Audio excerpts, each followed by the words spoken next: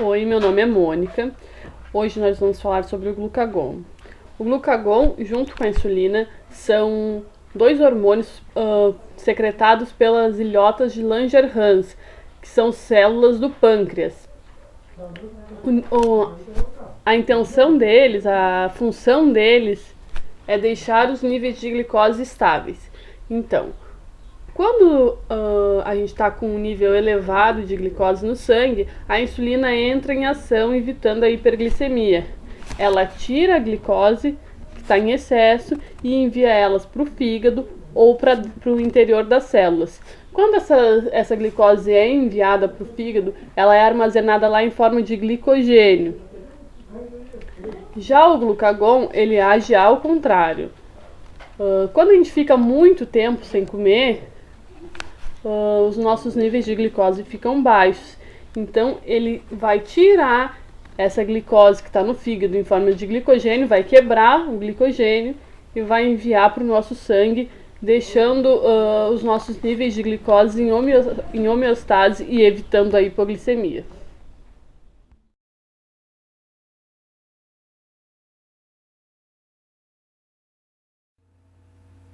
Boa noite, gente. Eu vou falar sobre uma doença que causa a produção exagerada no organismo do hormônio glucagon, que é a glucagonoma. Ele é um tumor raro e aí ele, como eu falei, ele causa a produção muito alta, elevada do hormônio no pâncreas, né? Além da produção assim exagerada do glucagon no organismo, ele aumenta os níveis da glicose, né, no organismo. Também ocorre aumento dos lipídios na corrente sanguínea em consequência da quebra da gordura. Daí, em resultado da alta produção do glucagon, ocorre a diminuição dos níveis dos aminoácidos no sangue, né? Provoca anemia, diarreia, perda de peso. Aí, normalmente a pessoa começa o sintoma do glucagonoma, ele se manifesta porque a pessoa começa a produzir um aumento exagerado de glicose no sangue, né? O que aí acontece? Só que aí começa a haver a confusão com a diabetes. Que os sintomas são muito parecidos, né? A pessoa começa a ter hiperglicemia, começa a ter intolerância à glicose, o organismo fica em dificuldade de quebrar os açúcares, né? Os açúcares. Tem muita sede, né?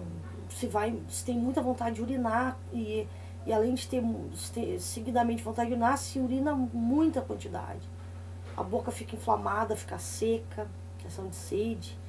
A língua fica viscosa, né?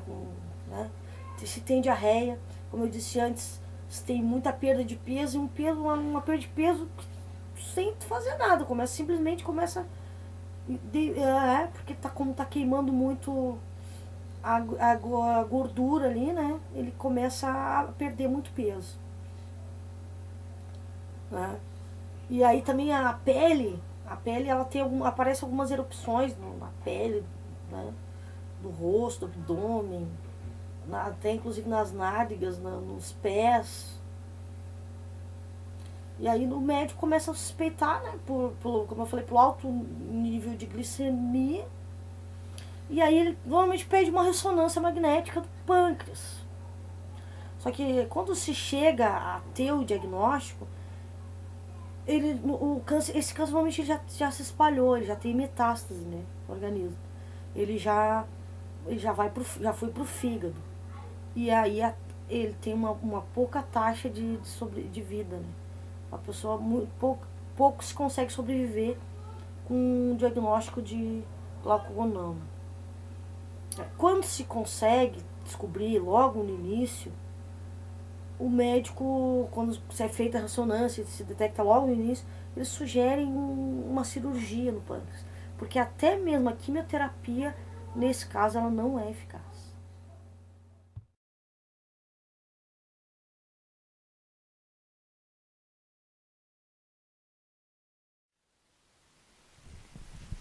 Dando continuidade a esse vídeo, falar um pouquinho mais sobre o hormônio do glucagon. Impossível falar desse hormônio sem falar um pouquinho da insulina, né? Que é produzida pelo pâncreas, né, para reduzir os níveis de glicose no sangue. A função do glucagon é elevar os níveis de açúcar no sangue quando eles estão baixos. Ainda falando um pouquinho da insulina, né, que quando uma grande quantidade de açúcar invade a corrente sanguínea, após ingerir alguma guloseima, por exemplo, a insulina, né, vai entrar em cena. O que não pode ser despachado para os músculos, para o fígado, para ser transformado em energia, ou aproveitado pelo corpo, é aprisionado, né, na forma de gordura. O glucagon, né, que tem a função de elevar os níveis de açúcar no sangue quando eles estão baixos, sabemos que o nosso corpo estoca excesso de calorias na forma de gordura e de difícil eliminação. Porque quando o corpo se exercita, né, ele usa primeiro a glicose do sangue, né, os açúcares, né, como fonte de energia antes da queima da gordura armazenada.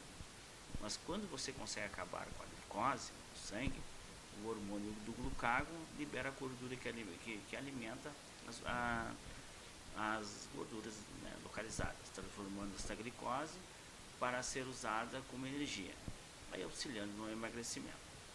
Mas podemos ajudar, né, a produção, como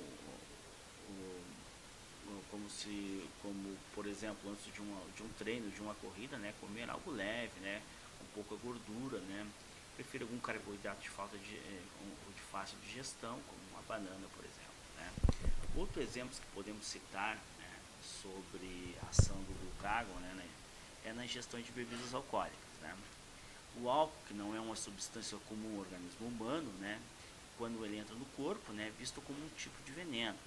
Como tudo que entra, né, no nosso corpo, né, a metabolização é feita no fígado. É também lá que fica a parte da energia reservada que temos. Esta é usada durante o período sem alimentação, ou seja, no caso, né, sem glicose advinda dos alimentos.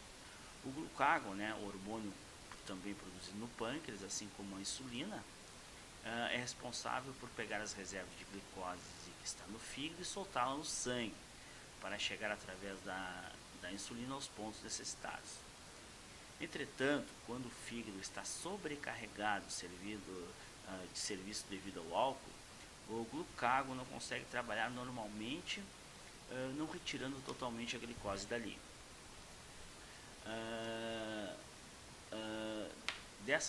Dessa forma, o sangue não possui uma taxa de glicose suficiente para manter o corpo atuando, processando as suas funções e metabolizando o álcool. E aí há uma queda de glicose no sangue, a qual eleva a vários sintomas, né, como visão turva, dor de cabeça, náuseas ou qualquer outros sintomas característicos de uma pessoa alcoolizada. Mas nem sempre isso acontece, né? Por exemplo, alimentar-se durante a ingestão de água pode ajudar, contribuindo, né, distribuindo glicose no sangue sem a necessidade da mesma ser retirada do fígado. Porém, se o corpo já está mais debilitado, nada, nem nenhum alimento, né, irá lhe livrar de uma queda brusca de glicose. E também não podemos dizer qual o tanto de álcool que podemos tomar para não desencadear de uma queda de glicose.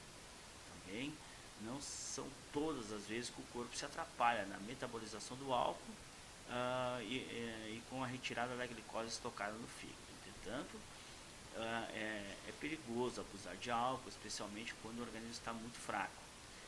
Níveis de glicose muito baixos no sangue pode levar a convulsões e até mesmo coma. Por isso, né, bebamos todos com responsabilidade. Com isso, é a melhor maneira de não prejudicar a ação do hormônio do glucagon no nosso organismo.